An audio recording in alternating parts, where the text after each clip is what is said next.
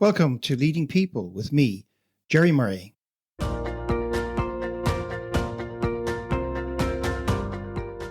This episode of Leading People is brought to you by Wide Circle, helping you make better talent decisions. To learn more, visit widecircle.eu. That's WIDECIRCLE.eu. Leading People is a podcast which features insightful conversations with leading people about leading people. Yes, that's a play on words. In each episode, you get tips from leading people such as CEOs, HR professionals, authors, and thought leaders on all aspects of leading people, including how to attract, engage, develop, and grow talent to build successful organizations. And we provide insights on how to lead yourself so you can consistently perform at your best. In this episode, I chat with author, professor of organizational behavior and management, and accomplished jazz pianist Frank Barrett about his wonderful book, Yes to the Mess. In our conversation, Frank explains how an understanding of how jazz musicians play together can help make us better leaders and team members and lead to greater innovations in our organizations. Frank Barrett, welcome to the show. Thanks, Jerry. Great to be here. So, Frank, many of our listeners probably don't know who you are, and I know you spent a little bit of time in this part of the world over here in Belgium, but you're coming into me from the west coast of the US today. Maybe you could just give us a sort of, how did you get here, Frank? You know, how did you evolve into this person who's both a jazz musician and an organizational development expert? Were there some epiphany moments along the way, some little moments which sort of pivotal that propelled you towards a career like this? Perhaps you could just give our listeners a little bit of background. Well, I'm currently a professor of organizational behavior and management at the Naval Postgraduate School in Monterey, California. I teach Marines and naval officers in management and the dynamics of change. And I did my graduate work at Case Western Reserve University in Cleveland. But before I went to graduate school, I was a full-time jazz pianist. And did that for several years, but realized it's not a good way to make a living. I traveled to Europe a few times, Mexico, throughout the whole United States. I played with the Tommy Dorsey Band for a while, so I did quite a bit of traveling. And the lifestyle I knew I just could not stay with. It was not the kind of life I wanted. So that's why I went to graduate school in organizational behavior. For my first few years in graduate school, I continued to play in nightclubs at night. That was sort of how I paid my way through school. But then went on to become a professor, and I've been here for 31 years now, and doing research in all sorts of things. I'm sure you want to talk about my book in a moment, but that's my general background. Right. Yeah. There's that famous little joke about what's the difference between a pizza and a musician. A pizza can feed a family of four. Right. I heard that one over the years. Yeah, you and I, in some ways, we share a little bit similar backgrounds, but that's not what we're here for. We're here to unpack Yes to the Mess. So, how did we get to, for all that? How does that all blend together to create this wonderful book that I highly recommend to anybody out there, Yes to the Mess? So tell us how we got to that point. Yeah, so my the sort of crucial moment happened at a conference. My thesis advisor, Suresh Basfa, was friends with Carl Weick. Now, Carl Weick is a giant in our field. If there was a Nobel Prize in organizational studies, Carl would probably be named after Carl Weick. And he was given a talk at a conference, and my thesis advisor introduced me to him and said, "This is the guy I was telling you about who's the jazz musician." And Carl said, "Oh, are you writing your dissertation on jazz?" And I was sort of dumbfounded and thought, no, I was working on my dissertation, but I was not writing on jazz. I was working on with a hotel management group, actually. Mm-hmm. So I thought to myself, no. Why would I write? And then I realized I'm writing on teams. And then it dawned on me, I'm playing every Friday and Saturday night with a jazz band. And this little light bulb went off and said, oh my God, jazz bands are sort of like teams. And that got me thinking about it. I mean, I finished my dissertation, started teaching at the Naval Postgraduate School, but this continued to ruminate on this. In what ways are jazz bands like teams, and could we learn something from them? And that led to a couple things. I did. We did a presentation with Mary Jo Hatch. Her husband at the time was a drummer, and we did a presentation at the Academy of Management on jazz. And I started to look more and more deeply at the principles that allow jazz bands to operate. And it became an enriching metaphor. I started to see all kinds of things that could be applied into non-jazz contexts, and could see that, in fact, jazz bands have a lot to teach us about leadership and teams. So that's what led to me writing the book. Okay. And I guess if we take the world of jazz as the reference point, if I'm not mistaken, Tommy Dorsey had quite a big band.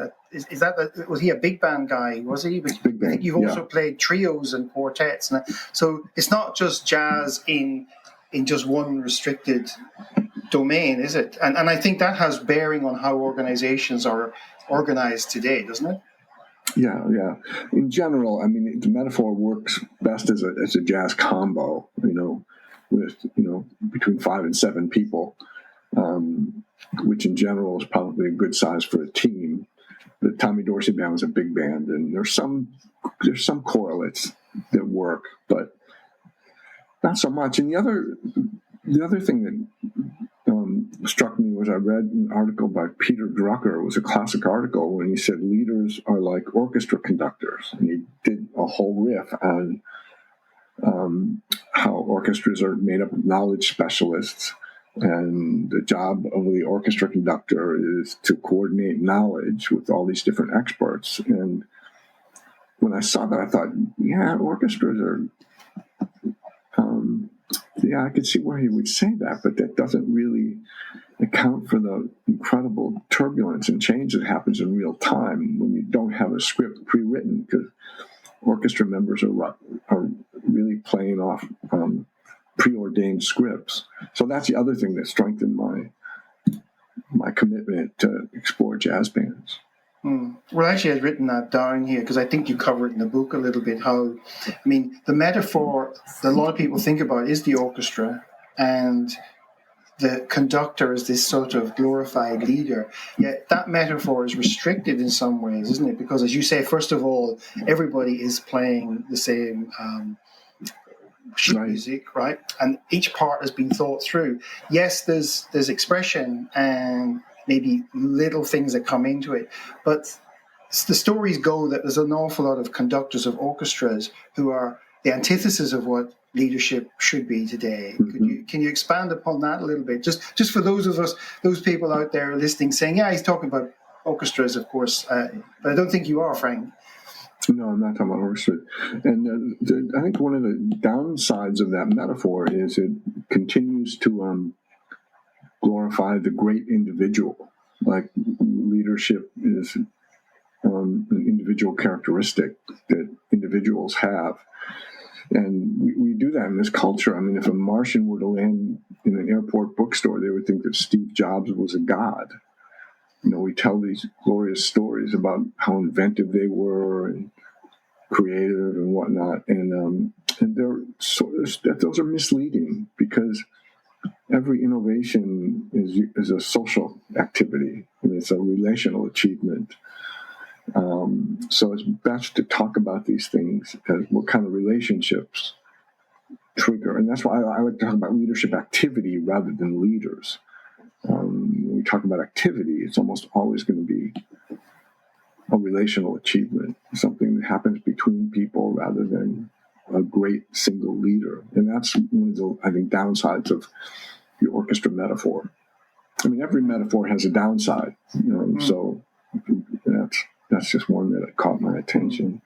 But grammatically, leadership takes a verb to lead and turns it into a noun, and therefore basically almost freezes it as some sort of concept that the dynamic can be lost in that idea of the word leadership in itself. Yeah, right. I mean, the stories we tell is if when we say Steve Jobs changed the world when he invented the iPhone, and that's kind of a lie. I mean, he didn't. He created a condition so that a bunch of people could experiment and tinker and try things out and trade ideas and make mistakes and make these little breakthroughs that happen between people. And so that's the story we need to pay attention to. And I guess even that example, it was probably Samsung that made that type of phone popular because it was the one who went out and went after the mass market, I think, immediately afterwards. So the smartphone became, yes, maybe iPhone was the catalyst, and maybe Steve Jobs' processes and thinking sparked all that off. Let me ask you, so who is this book written for, Frank? So you got down, you started writing because you could see the power of the metaphor and how it could relate to the world of business and organizations that we experience today. Who's the book written for? For leaders and for teams. So if you think about what's going on with people in responsible positions, executives, their life sounds an awful lot like what jazz musicians' lives sound like. I mean, they live in this turbulent environment, high velocity, lots of information, sometimes contradictory, flying by, and in real time they have to take action, and it's done in public. There's no guarantee that the action they take is the right thing, and yet they have to act, and they're doing that in the context of a bunch of other people who are doing the same thing, making their best guesses based on what information they have. Now, that sounds like the life of executives, but it's also a job description of what jazz musicians do. Yeah. And you talk about this jazz mindset, and then you also have these sort of kind of 6 key lessons that sort of pull it all together. Jazz musicians, the way jazz operates and jazz musicians operate, that can be mapped into the way organizations and teams have to work. So can we maybe unpack the jazz mindset and maybe evolve into some of these principles or key lessons that the book conveys? Yeah, sure. I think the main thing is that it's learning by doing. Usually we think you get all your learning done first and then you act. But we need good metaphors to help us understand what it is to learn in real time while in the midst of action. And that's what's happening with jazz. I could start. Why don't I go through some of the principles, and you can interrupt me at any time with follow-up questions. Yeah, no, I think if you go through the principles and even if you can give some examples, both the jazz examples and then maybe some of the organizational examples, sure, it would be very interesting, I think, for anybody out there listening.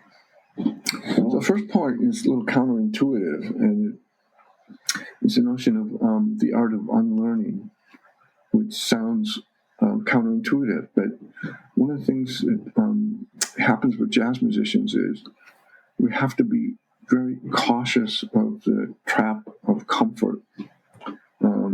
The goal of jazz is to play something you've never played before. To improvise means to play fresh on the spot and not to play well-learned cliches, or we call them licks or phrases, or crips, short for cripple. You learn those things like scales and arpeggios. Of course, you learn those things, but when it comes time to perform, you actually have to abandon them so that you're fresh, spontaneous, able to respond on the spot. So I call it mastering the art of unlearning. And the master of that was Sonny Rollins, and he's still alive today, probably the greatest living jazz improviser. And he deliberately did things to make sure that he was paying attention in real time. And he even played tricks with himself. And that's important. And I mean, you could think of in the corporate world, there's so many examples. In the U.S. auto industry in the 1960s, they had plenty of warning that there was going to be an oil embargo and the world needed fuel-efficient cars. And the Scandinavians, the Germans, and the Japanese were building fuel-efficient cars, but the American auto industry, all three major manufacturers, were making money hand over foot. And they were trapped in their own success. They couldn't unlearn their own habits, and they got beat. And that happened. That story could be told in several different ways in several different industries, where sort of the root of their own seeing is based on habit patterns. So jazz musicians are deliberately trying to offset that strong temptation to play what's most comfortable. Mm-hmm. So that's what I mean by mastering the art of unlearning. But this also, of course, applies, Frank, to just on our day-to-day interactions, like how we show up into meetings and other things as well. I saw a great thing on LinkedIn the other day, which was, be careful about the energy you bring into this room. It was I can't remember all the detail, but it was really like saying to people, check your energy before you come in. And is that the energy that's going to contribute perhaps to some collective outcome or whatever? And jazz musicians, one of the things that fascinates me about all musicians who perform really well is they have to go into a certain state, don't they, to be able to be open to the improvised world that they go into. Yeah, that's right. I mean, we all do that all the time. And what makes jazz interesting is there's sort of a commitment to stay fresh, to trick yourself into getting out of habits.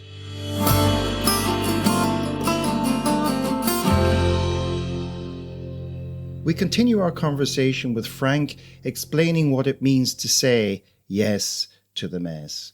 He outlines many of the principles from the world of jazz that underpin collaborative innovation and that can lead to improved organizational learning.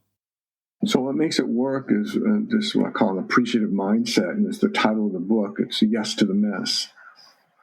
What makes jazz work is this affirmative move where you say yes to whatever is offered you. In some ways, it's the opposite of problem solving. And problem solving is important, but if you have a problem-solving mindset, it's not going to help you say yes to whatever emerges. It's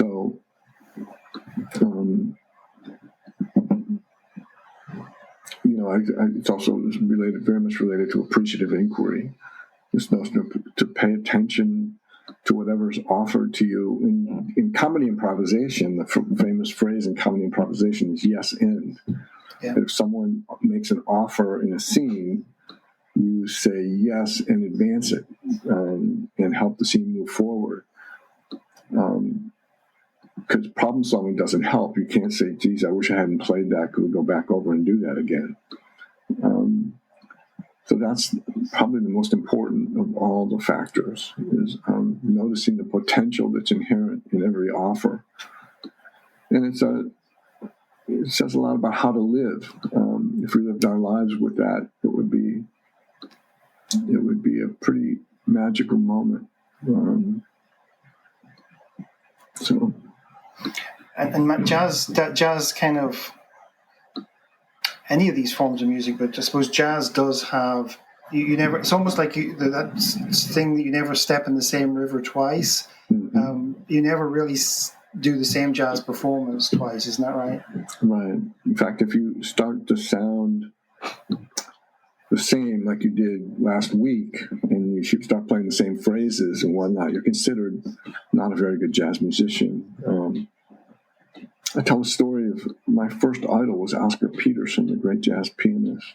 And he is a master technician, and he could swing really hard. He was just a great musician. When I was in my 20s, I was shocked to learn that among jazz musicians, he was not highly regarded as an improviser. And the reason was he played the same phrases and licks. I mean, they were great. They were perfect. You couldn't get any better. But they were anticipatable and repeated. And I had a theory as to what was going on with Oscar Peterson. And the father of Wynton Marsalis, Ellis Marsalis, who read my book and wrote a blurb for it, graciously wrote a nice blurb for it, agrees with what I said. And what I said was that Oscar Peterson became real famous when he was really young. I mean, he was a phenomenal musician at the age of 12.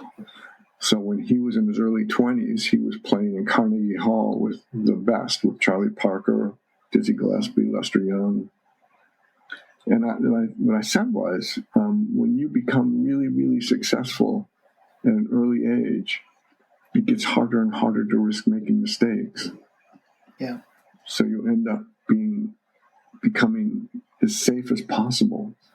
And that's what I mean about overcoming the trap of success.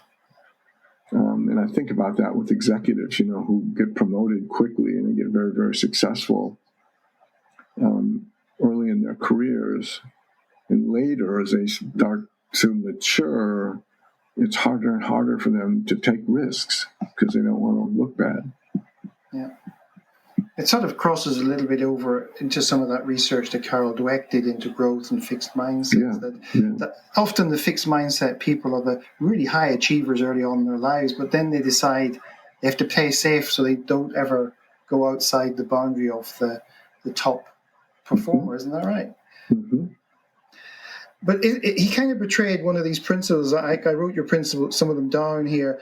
This one about perform and experiment at the same time. So Peterson wasn't really...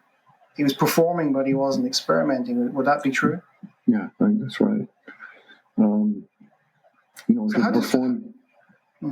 If you're performing and experimenting simultaneously, that's the opposite of saying get all your experimentation. We think do all your experimentation first, make all your mistakes first, and then perform flawlessly. And this is saying no, you're performing and experiment at the same time, and that means embracing errors as a source of learning rather than as something to be eliminated. And, jazz musicians make mistakes all the time. And the question is, what do you do with them?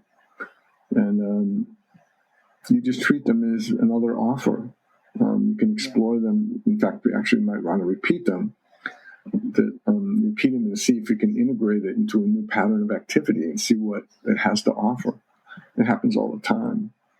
And I think about how, if we could do that in organizations, have an aesthetic of forgiveness when people are trying to reach for something greater or reach for something novel, it's inevitable to make mistakes. I mean, some mistakes are intolerable. You can't, sloppiness or, carelessness can't be tolerated. If mistakes that come out of a place of carelessness need to be corrected and corrective actions need to be taken. But when we make mistakes because we're trying something new, I think those have to be seen as honorable, as noble efforts, and not punished.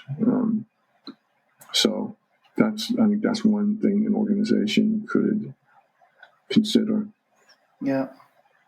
I personally, as a performer, had to learn that, not to take the mistakes too seriously, because 99.9% of the audience don't notice, and even your co-performers sometimes go, "Did you make a mistake there? I didn't hear it," because they're so busy with their own stuff that they're not often tuned into, or the mistake didn't sound like a mistake. It just sounded like something that you were trying to do that was opening up something else, and the others responded to.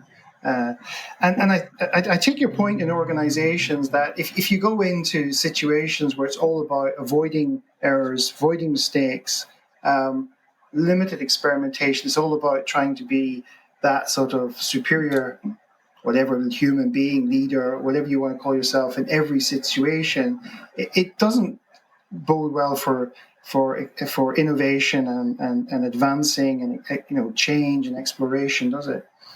It certainly doesn't. And I think I remember once I was giving a talk at Boeing, and Boeing, you don't want them to be experimenting when they're flying a plane, but I remember hearing an engineer afterwards, after my presentation, saying when we have failures, we learn from it. We take the error and see what new information it can generate. And they actually, replayed the mistake to see and they learn about the whole system, what's behind the whole system leading up to the error, because most mistakes are not due to singular causes. It's usually done systemic issues. Yeah. And that's what jazz musicians do. Mistakes are ways to see things in new ways that you might not have noticed. When I think of the work of Amy Edmondson on psychological safety when she did her dissertation. You have her book, yeah? Yeah. She did her dissertation on hospitals and emergency rooms and operating rooms in New England. And when she put in her data, she showed nursing units with better leadership and coworker relationships actually reported more mistakes.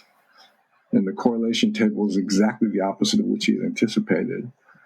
And she thought she put her data in wrong, but realized, in fact, she was right. And what was happening was in nursing units that were reporting more errors, they had better leadership and coworker support because they were mandated to talk about their mistakes. Because hospital systems are so complex. I mean, there's over 60,000 deaths a year in hospitals due to human error, and that's probably underreported. A tightly coupled system, a small mistake starts to accumulate. And so in order to make it possible for people to talk openly about mistakes, it says something about leaders have to take the lead. They have to model what it is to be a learner.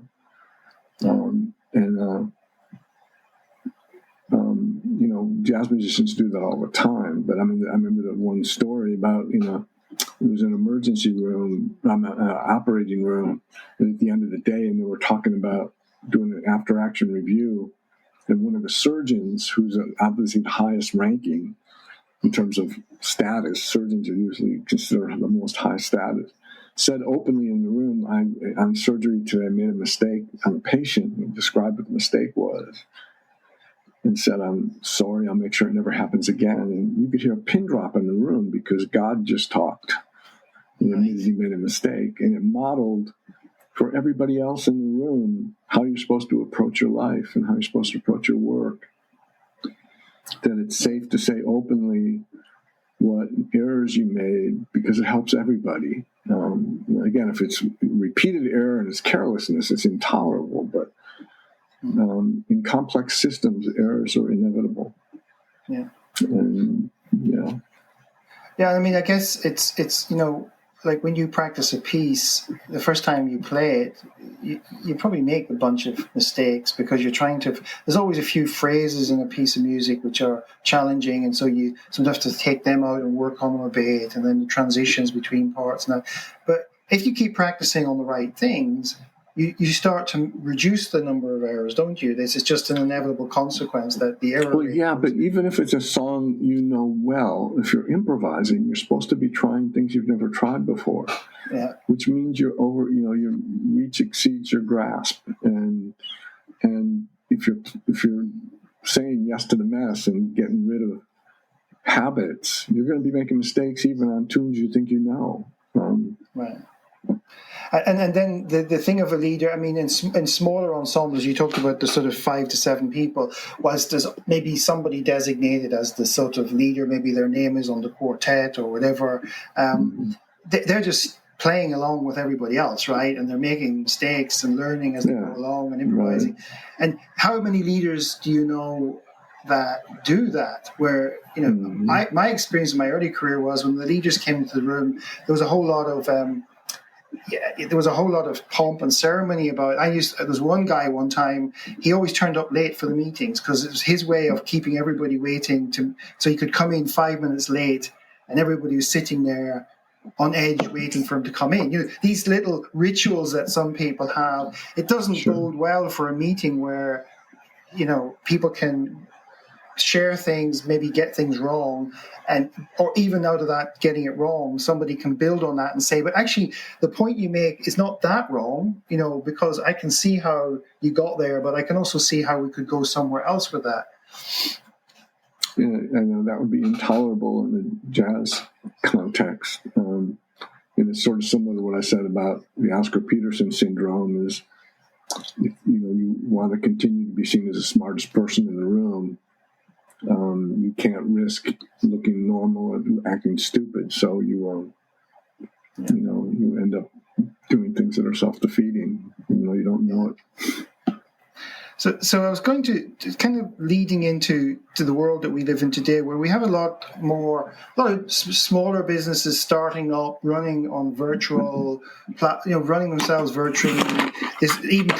Even before we had the COVID, we've had small business like that. And one of your points is about relying on minimal structure and maximum autonomy.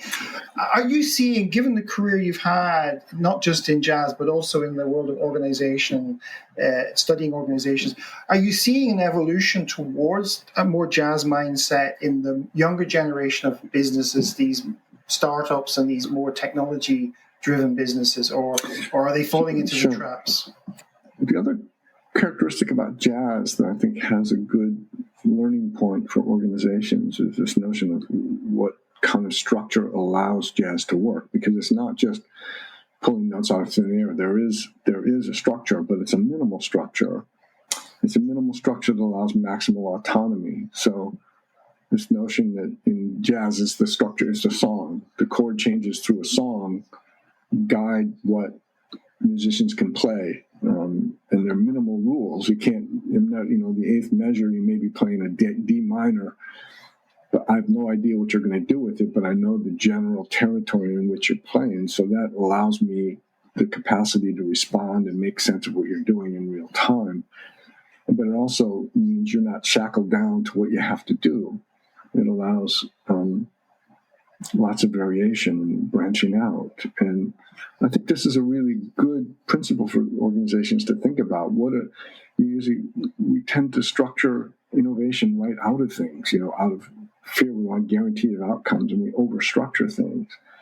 So the question is, what is just the right amount of structure? What are the non-negotiables that everyone needs to adjust to?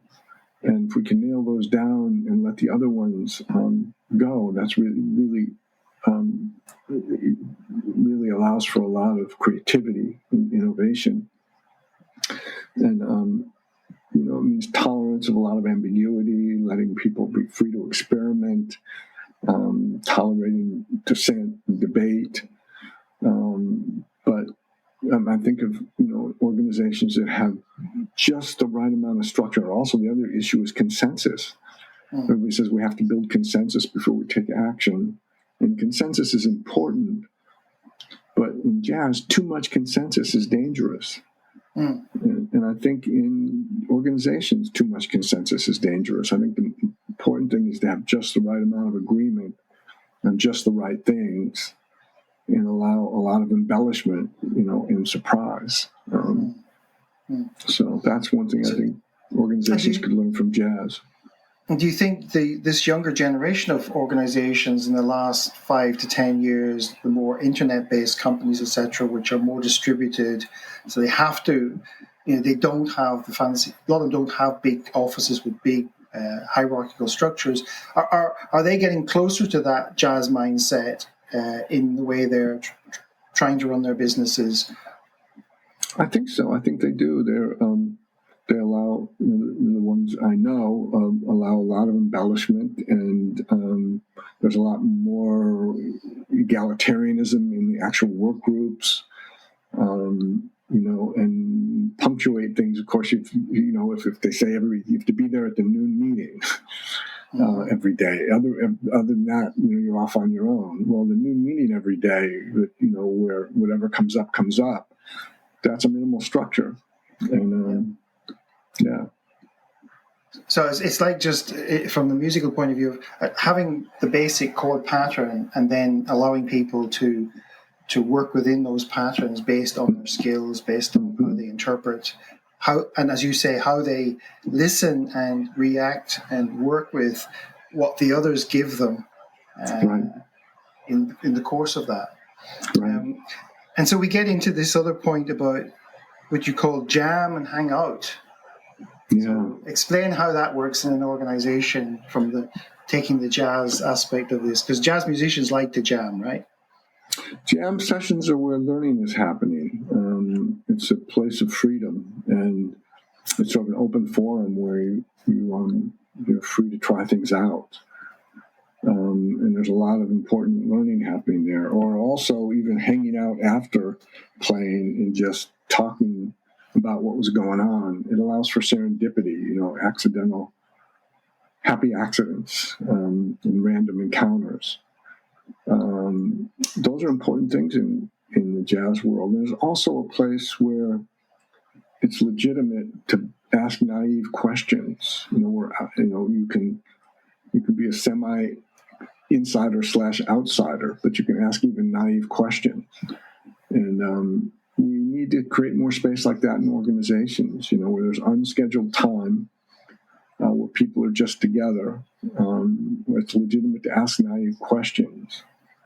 And, free to just bump into each other. I think about the way Steve Jobs designed the Pixar building. I talk about this a little bit in the book. When they originally designed that building, it was for these introverted engineers. They had these large office spaces, and he ripped up the architectural drawings and created small office spaces for the engineers and created a gigantic open forum in the middle with one bathroom.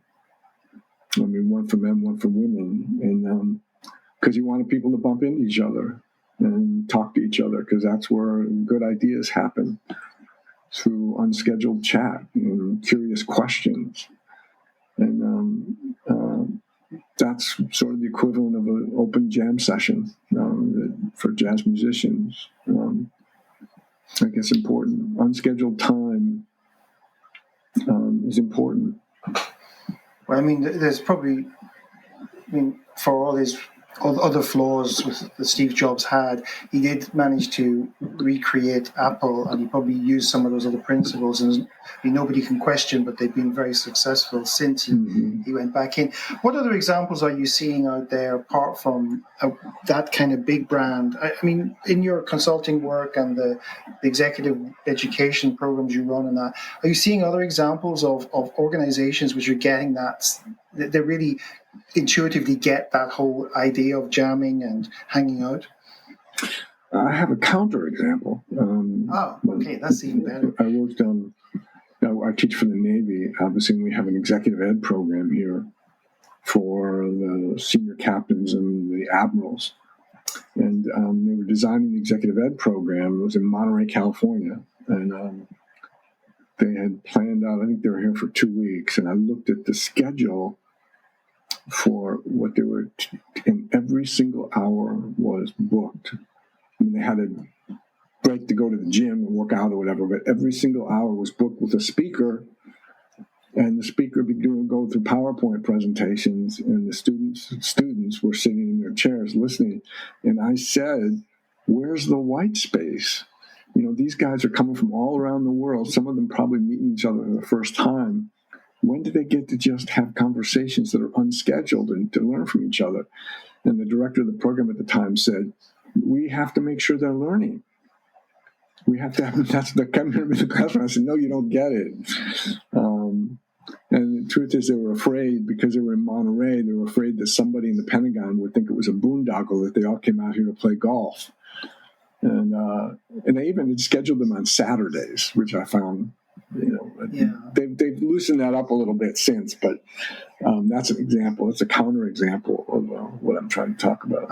I've done programs with leaders where they go from 8 in the morning till 8:30 at night, and they do Saturdays, and they it's almost like they feel that if we've got all these people to fly all this way, we need to give the impression that we're working them really hard.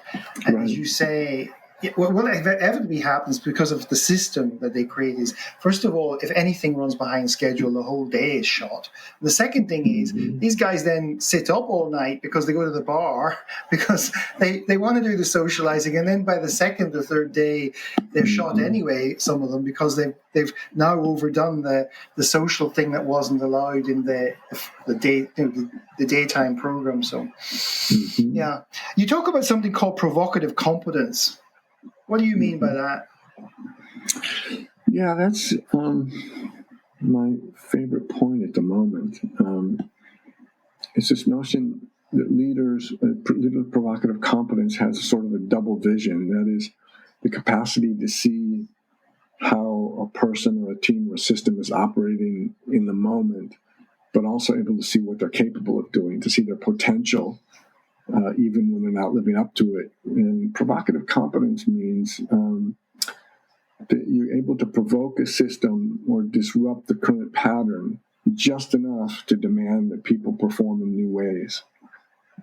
So create sort of the incremental disruptions that dislodge habit and demand an openness to what unfolds. And my favorite example of that is Miles Davis, because his personal life was a mess, but as a leader, he was pretty amazing. That he would do little things to sort of trick people into paying attention in new ways. In his quintet he had in the early 1960s with young people like Herbie Hancock was only 24 years old on piano. And he would do things like call a tune at a standard everybody knew, and everybody knows it in the key of F. And as he's counting it off, he'd say, "Let's play this in D flat." And everybody had to jump up and pay attention. Like, how do we? Wow, I don't usually play in that key. And Herbie Hancock said at one point, he said, "I never had to pay so much attention in my life." He said, "My ears were listening, my toes were listening, my elbows were listening."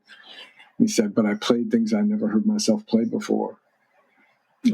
That's provocative competence. It's like creating just enough of an interruption to make sure that people pay attention in new ways.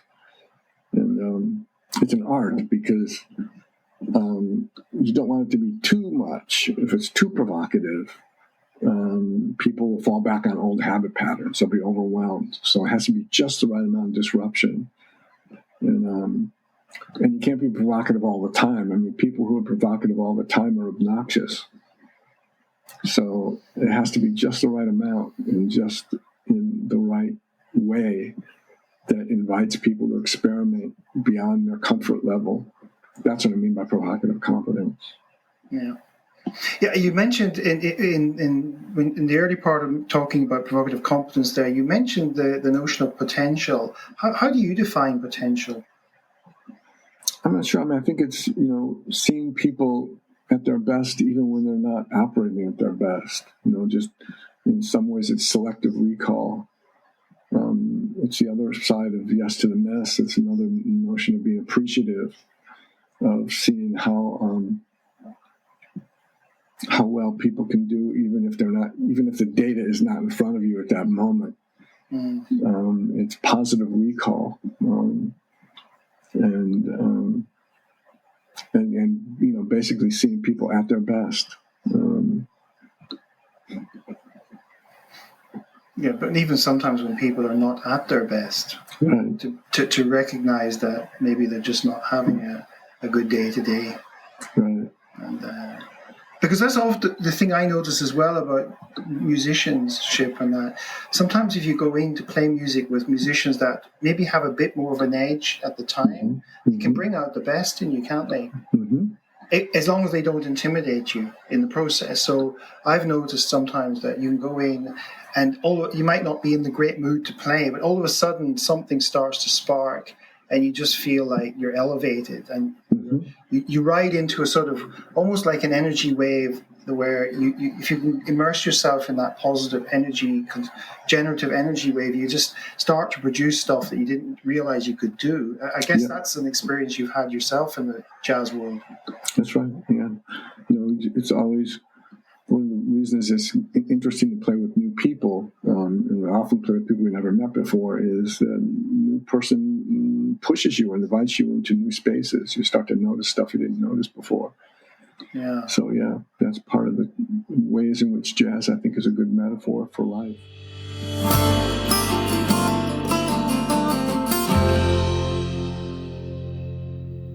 In the final part of our conversation, Frank provides some really valuable advice for us about things that we can embrace and test out immediately. Okay, so Frank, if you could give some of our listeners a few tips, apart from, of course, buying the book, because I highly recommend the book, and I'll put some links to various things in the show notes. I guess we'll be able to link to you as well. But what would be a couple of tips you could give people that would certainly start to awaken them towards this jazz mindset in terms of how they go about their activities, in either as leaders or even as parts of teams in the workplace? So I think a couple of things. One is, when we think about innovation, I think doesn't help to see innovation as just an individual talent. If we hire the right individual, we'll get to innovation. I think it's best to see things as relationships, and what's the nature of social relationships, and how can we create conditions that foster an openness to surprise. And that's a relational move. I think that's the first thing. And because innovation really doesn't come so much from creating things from scratch. It comes from saying yes to what already exists and seeing the potential in what already exists. So I think that the affirmative mindset is really important, to say yes to the best of what exists, to particularly pay attention to how your system is operating when it's at its best, even when it isn't. So you can see the potential in existing ideas, and can embellish those. And as I mentioned before, I think it's important to think about performing and experimenting simultaneously, and that means seeing errors as a source of learning. That it's more important to reward effort than to punish failure. And I think that's pretty important. Okay, so I think that those two in themselves will probably keep people thinking for a while. Certainly, going out and exploring and looking for those opportunities to... And every now and then, break a routine deliberately. Yeah. Deliberately go out and break a routine and throw people in over their heads, like Miles Davis did. Yeah, you can call it the D-flat. Throw people in even if they don't feel comfortable, because Miles Davis's bands didn't feel comfortable, but they performed over their heads. And don't be afraid to do that. Okay. Well, on that wonderful advice, thanks, Frank, for sharing your wisdom and experiences and the insights that you got from looking into the jazz world and applying them to the world of organizations. And thanks, Jerry. Wish you lots of success in the future. Thank you. It's been a pleasure talking to you.